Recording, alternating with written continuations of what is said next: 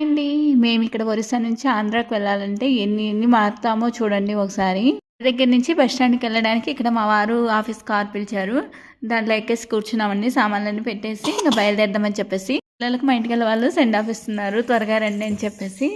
తర్వాత ఇంక మేము బయలుదేరిపోయామండి. బయలుదేరిన తర్వాత అక్కడ రోజు ఆపే దగ్గర కాకుండా బస్సు ముందుకెళ్ళిపోయిందండి.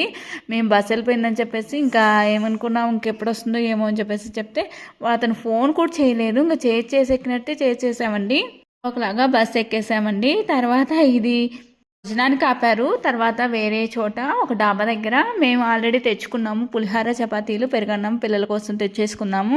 మా వరకు మేము తినేసామండి.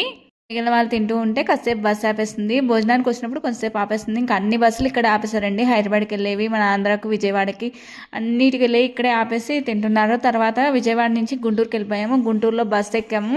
గుంటూరు నుంచి మాకు కంబానికి వెళ్ళడానికి ట్రైన్ ఎక్కామండి. ఎన్ని మారామో చూడండి. కారు, ఆటో రాలేదండి. బస్సు, ట్రైన్, తర్వాత లాస్ట్ ఆటో వచ్చేసింది.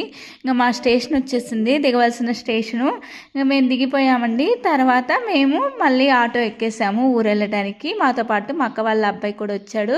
వీడియోస్లో చూసిన వాళ్ళకు తెలుస్తుంది తను ఎవరనేది. నచ్చితే లైక్ చేయండి, షేర్ చేయండి.